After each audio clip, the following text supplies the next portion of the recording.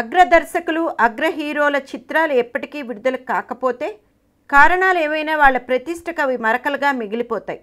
Phalke award గ్రహీత K Vishwanath గారి సిరిమువ్వల సింహనాదం, K Raghavendra Rao గారి ఇంటింటా అన్నమయ్య ఈ సినిమాలు బయటపడడానికి వాళ్ళ పలుకుబడి ఎందువల్ల ఉపయోగపడలేదనే సందేహం ప్రేక్షకుల్ని పీడిస్తూనే ఉంటుంది. అలాగే బాలకృష్ణ నటించిన భారీ జానపద చిత్రం పూర్తి కాకుండా మధ్యలోనే ఆగిపోయింది. పూజా పాత్ర హీరోయిన్గా నటించిన ఈ చిత్రానికి కోడి రామకృష్ణ దర్శకుడు, నిర్మాత, భార్గవ క్రియేషన్స్ అధినేత. గతంలో పలు విజయవంతమైన చిత్రాలు తీసిన ఎస్ గోపాల్ రెడ్డి. ఈ జానపద చిత్రం కోసం ఆయన రామోజీ ఫిలిం సిటీలోను, విశాఖపట్నంలోను కోట్లాది రూపాయల వ్యయంతో భారీ సెట్స్ నిర్మించారు. బాలకృష్ణ మొండితనం వల్ల ఈ చిత్ర నిర్మాణం మధ్యలోనే ఆగిపోయిందని, సినిమా పూర్తి చేయలేకపోవడం, తెచ్చిన డబ్బుకి వడ్డీలు పెరిగిపోవడం, ఖరీదైన సెట్స్ నిరుపయోగం కావడం వంటి కారణాలతో దిగులుకు గురై చివరికి అది గోపాల్ రెడ్డి మరణానికి దారితీసిందని చిత్ర పరిశ్రమలోని పెద్దలు ఇప్పటికీ చెప్పుకుంటూ ఉంటారు. ఇంతకీ అసలేం జరిగింది? బాలకృష్ణ అంత కఠినంగా వ్యవహరించి అపఖ్యాతి పొందటానికి దారితీసిన పరిస్థితులేమిటి?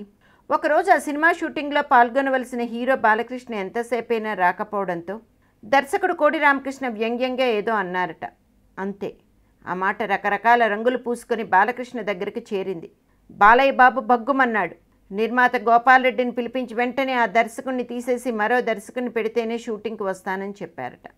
గోపాల్ రెడ్డి మొదట్లో అందుకు అంగీకరించకపోయినా షూటింగ్ ఆగిపోవడం వల్ల కలుగుతున్న నష్టాలు, పెరిగిపోతున్న ఖర్చులవి చూసి దర్శకుడిని మార్చడానికి ఒప్పుకున్నారట. అప్పుడు బాలకృష్ణ సివి రావు అనే దర్శకుడిని సూచించారట. ఆ దర్శకుడు రంగంలోకి దిగాక ఇదివరకు నిర్మించిన సెట్స్ను మరో రకంగా మార్చమని, ఇంకా భారీగా ఖర్చయ్యే పథకాలు ప్రవేశపెట్టాడు. అప్పటికే పీకలలో తప్పుల్లో కూరుకుపోయిన ఎస్ గోపాల్ రెడ్డి గారు అది సాధ్యం కాదని చేతులు ఎత్తేశారు. దాంతో ఆ దర్శకుడు కోపగించుకుని వెళ్ళిపోయాడు. ఇలా షాక్ మీద షాక్ తగులుతూ ఉంటే చివరికి గోపాల్ రెడ్డి కోలుకోలేకపోయారు.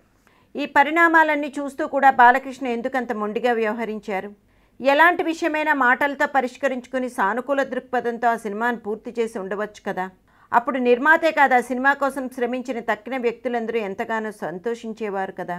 ఒక నిర్మాత ఇంతగా నష్టపోతుంటే చిత్ర పరిశ్రమ, ఈ ఫిలిం ఛాంబర్ లాంటి సంస్థలన్నీ ప్రేక్షక పాత్రనే పోషించాయి తప్ప ఎందువల్ల జోక్యం కలిగించుకోలేదు? ఇప్పటికీ ఈ ప్రశ్నకు సమాధానాలు లేవు. బాలకృష్ణ ఉన్నట్టుండి తండ్రి ఎన్టీఆర్ లాగే తాను డైరెక్టర్ని అవ్వాలనుకున్నారు. అందుకు ఓ పౌరాణిక సబ్జెక్ట్ని ఎన్నుకున్నారు. మరి ఆ ప్రాజెక్ట్ ఏమైంది? వివరాలు వచ్చే భాగంలో తెలుసుకుందాం.